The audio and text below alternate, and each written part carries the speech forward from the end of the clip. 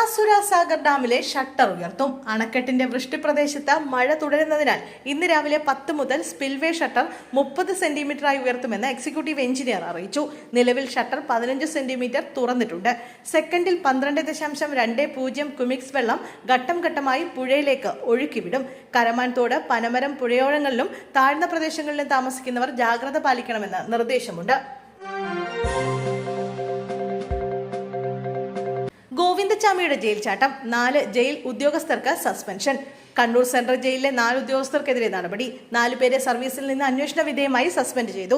Jail ഉദ്യോഗസ്ഥർക്ക് വീഴ്ചയുണ്ടായെന്ന് jail മേധാവി ADJP Balram Kumar Upadhyaya പ്രതികരിച്ചു. വ്യക്തമായ ആസൂത്രണത്തോടെയാണ് ഗോവിന്ദച്ചാമി ജയിൽ ചാടിയതെന്ന് ബൽറാം കുമാർ ഉപാധ്യായ പറഞ്ഞു. സംഭവത്തിൽ ജയിൽ ഉദ്യോഗസ്ഥരുടെ ഭാഗത്ത് വീഴ്ച സംഭവിച്ചിട്ടുണ്ട്. ആരെയും ഇപ്പോൾ കുറ്റപ്പെടുത്താനല്ല, ഉടൻ പിടികൂടാനായത് ആശ്വാസമാണ്. കണ്ണൂർ റേഞ്ച് DIG സംഭവം വിശദമായി അന്വേഷിക്കും. തിരൂരിൽ ഓട്ടോറിക്ഷയിൽ നിന്ന് തെറിച്ചു വീണ് പരിക്കേറ്റ കുട്ടി മരിച്ചു. വളാഞ്ചേരി പുറമണ്ണൂർ സ്വദേശി ഫൈസൽ ബൾക്കീസ് ദമ്പതികളുടെ മകൾ ഫൈസയാണ് മരിച്ചത്. 6 വയസ്സായിരുന്നു. ഇന്നലെ രാത്രി 7 മണിയോടെയാണ് കുട്ടി ഓട്ടോറിക്ഷയിൽ നിന്നും തെറിച്ചു വീണത്. കോട്ടക്കലിലെ സ്വകാര്യ ആശുപത്രിയിൽ ചികിത്സയിലിരിക്കെയാണ് മരണം.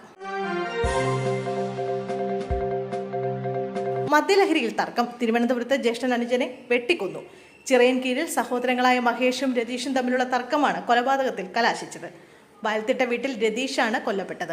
32 വയസ്സായിരുന്നു. കഴുത്തിലാണ് രതീഷിന് വെട്ടേറ്റത്. ചിറയൻകീഴ് താലൂക്ക് ആശുപത്രിയിൽ എത്തിച്ചെങ്കിലും രക്ഷിക്കാനായില്ല. ഇരുവരും മദ്യലഹരിയിലായിരുന്നു. സംഭവവുമായി ബന്ധപ്പെട്ട് രതീഷിന്റെ ജ്യേഷ്ഠൻ മഹേഷിന് പോലീസ് പിടിയിലായതായാണ് സൂചന. പോലീസ് സ്ഥലത്തെത്തി കൂടുതൽ തെളിവെടുപ്പ് നടത്തി. മൃതദേഹം താലൂക്ക് ആശുപത്രി മോർച്ചറിയിൽ സൂക്ഷിച്ചിരിക്കുകയാണ്. ഗോവിന്ദച്ചാമി പിടിയിൽ. സൗമ്യ വധക്കേസ് കുറ്റവാളി ഗോവിന്ദച്ചാമി പിടിയിൽ. കറുത്ത പാന്റും കറുത്ത ഷർട്ടും ധരിച്ചയാളെ കണ്ടെന്ന ഒരാളുടെ മൊഴിയുടെ അടിസ്ഥാനത്തിൽ നടത്തിയ തിരച്ചിലാണ് ഇയാളെ കണ്ടെത്തിയത്. DCC ഓഫീസ് പ്രവർത്തിക്കുന്ന തളാപ്പ് ഭാഗത്തെ ഒരു വീട്ടിൽ നിന്നാണ് ഇയാളെ പിടികൂടിയത്. ഈ ഭാഗത്ത് ഇയാളെ പുലർച്ചെ കണ്ടയാൾ നൽകിയ വിവരങ്ങളാണ് അന്വേഷണത്തിൽ നിർണായകമായത്. ഇയാളെ പിടികൂടിയിട്ടുണ്ടെന്ന വിവരം മാത്രമാണ് പോലീസ് നൽകുന്നത്. വിശദാംശങ്ങൾ പുറത്തുവിട്ടിട്ടില്ല.